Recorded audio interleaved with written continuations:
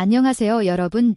오늘은 세계 문학사에서 가장 유명한 독백 중 하나인 햄릿의 명대사 삶이냐 죽음이냐, 그것이 문제로다 의 진정한 의미에 대해 깊이 파헤쳐 보려고 합니다. 이 한 문장은 단순한 명언을 넘어 인간 존재의 본질적 고뇌를 담고 있으며 400년이 넘는 시간 동안 우리에게 끊임없이 질문을 던져왔습니다. 셰익스피어의 햄릿은 단순한 복수극이 아닙니다.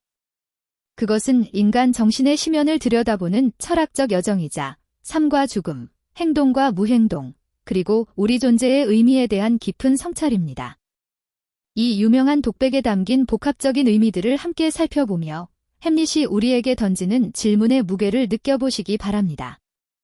햄릿은 1599년에서 1601년 사이에 쓰여진 것으로 추정되며 셰익스피어의 가장 긴 희곡 중 하나입니다. 당시 엘리자베스 시대 영국은 르네상스의 영향으로 인문주의적 사고가 확산되고 있었으며 동시에 중세적 세계관과 새로운 사상 사이에서 갈등이 있던 시기였습니다. 햄릿의 배경이 되는 덴마크 엘시노어 성은 실존하는 크론보르 성을 모델로 한 것으로 이곳은 어둡고 음울한 분위기로 작품 전체의 톤을 설정합니다.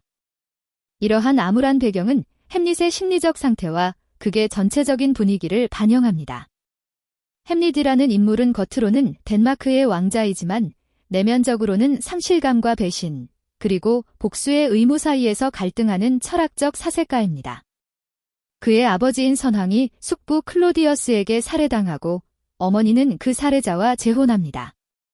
이런 상황에서 햄릿은 아버지의 유령을 만나 복수를 명받게 됩니다.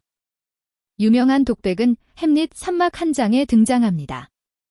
이 시점에서 햄릿은 이미 상당한 심리적 고통을 겪고 있으며 미치광이 행세를 통해 자신의 진정한 의도를 숨기고 있습니다.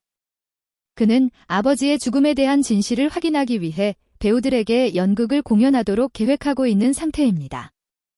먼저 독백의 시작 부분을 살펴보겠습니다. 삶이냐 죽음이냐, 그것이 문제로다. 어느 것이 더 고귀한가, 마음속으로 감내하는 것이. 분노한 운명의 화살과 돌팔매를. 아니면 괴로움의 바다에 맞서 무기를 들어.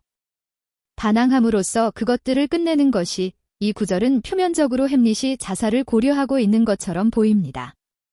삶의 고통을 견디는 것과 자살을 통해 그 고통을 끝내는 것 사이의 선택에 대한 고민으로 읽힙니다. 하지만 이는 너무 단순한 해석입니다. 햄릿의 독백은 단순한 삶과 죽음의 선택을 넘어서는 철학적 질문을 담고 있습니다. 첫째, 이 독백은 스토아 철학과 기독교적 세계관 사이의 갈등을 반영합니다.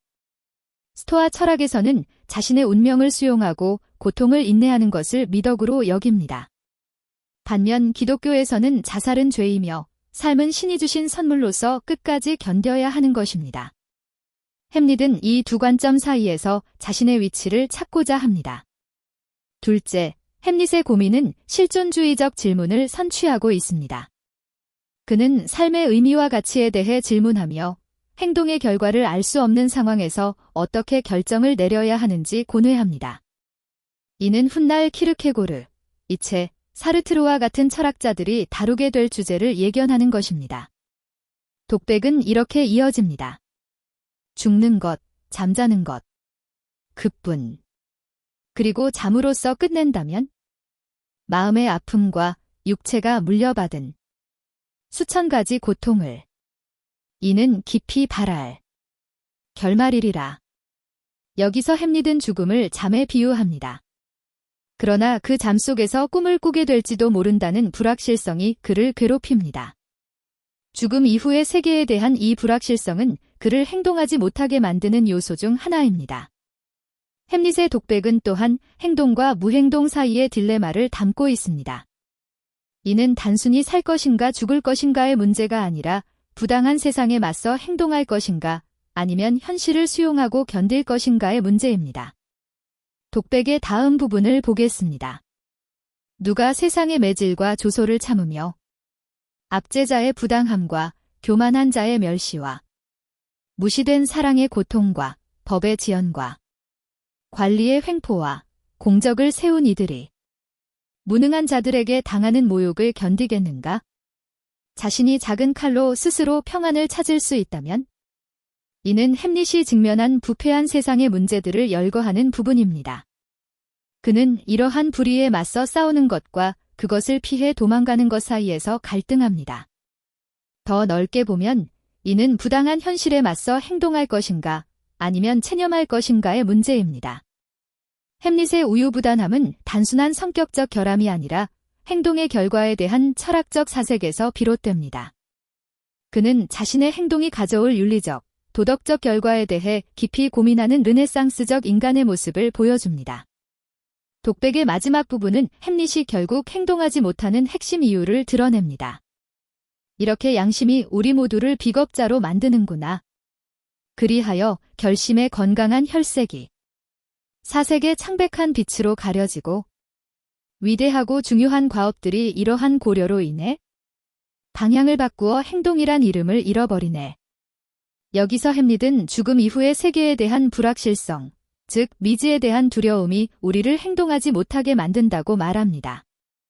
사람들은 현재의 고통이 아무리 크더라도 알지 못하는 죽음 이후의 세계에 대한 두려움 때문에 현실을 견디게 된다는 것입니다.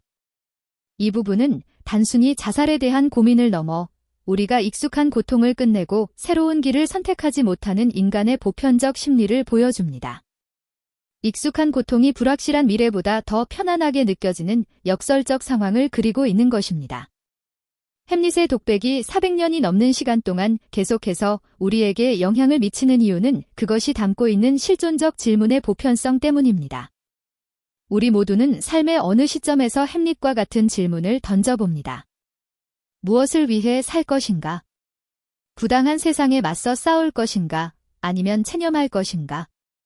행동의 결과를 알 수 없을 때 어떻게 결정을 내릴 것인가? 이러한 질문들은 현대인의 삶에서도 여전히 중요한 의미를 가집니다. 현대 심리학의 관점에서 햄릿은 우울증과 실존적 위기를 경험하고 있는 인물로 볼 수 있습니다. 그는 상실, 배신, 부조리한 세상과 직면하며 자신의 존재 의미를 찾고자 합니다.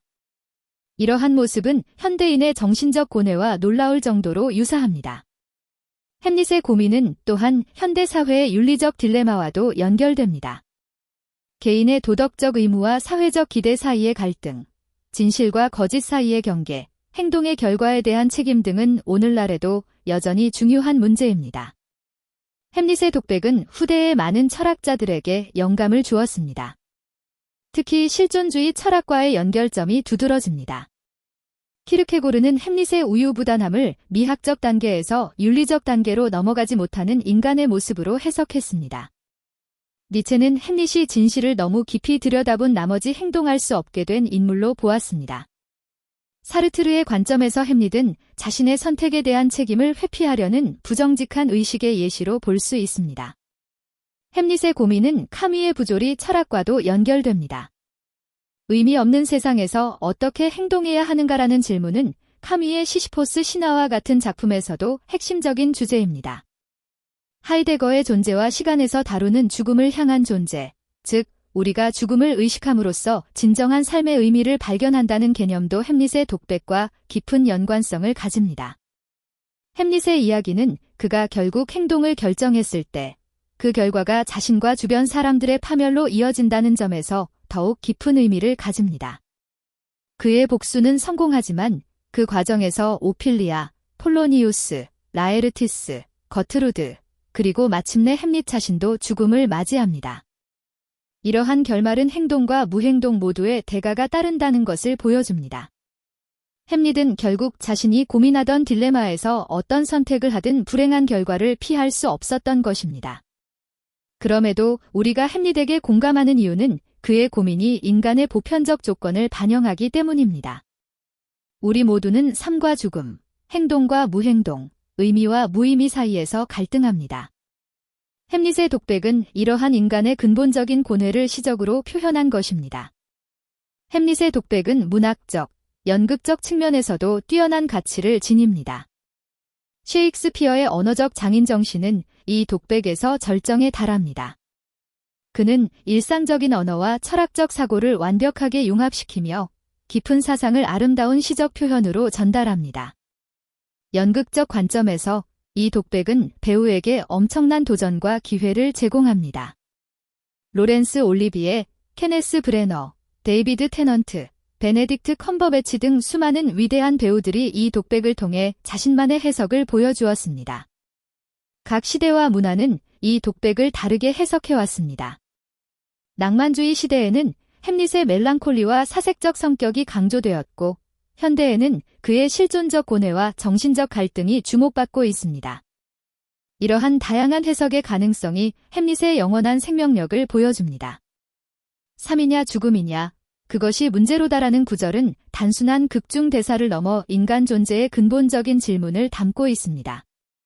그것은 삶의 의미와 가치, 행동의 윤리적 결과, 죽음과 미지에 대한 두려움, 그리고 부조리한 세상에서의 인간의 위치에 대한 질문입니다. 햄릿이 던진 질문에 대한 명확한 답은 없습니다. 그것은 각 시대와 개인이 스스로 고민하고 대답해야 할 영원한 질문으로 남아 있습니다. 이것이 바로 400년이 지난 오늘날에도 햄릿이 여전히 우리에게 강력한 공감과 사색을 불러일으키는 이유입니다. 셰익스피어는 햄릿을 통해 인간의 조건에 대한 보편적 진실을 포착했고, 그의 문학적 천재성은 그 진실을 시간과 문화를 초월하는 방식으로 표현했습니다. 햄릿의 독백은 단순한 문학 작품이 아니라 인간 존재의 본질에 대한 영원한 성찰입니다. 오늘 이 영상을 통해 햄릿의 유명한 독백이 가진 깊은 의미들을 함께 탐색해 보았습니다. 여러분은 삶이냐 죽음이냐, 그것이 문제로다라는 구절에서 어떤 의미를 발견하셨나요? 댓글로 여러분의 생각을 나눠주시면 감사하겠습니다. 시청해 주셔서 감사합니다.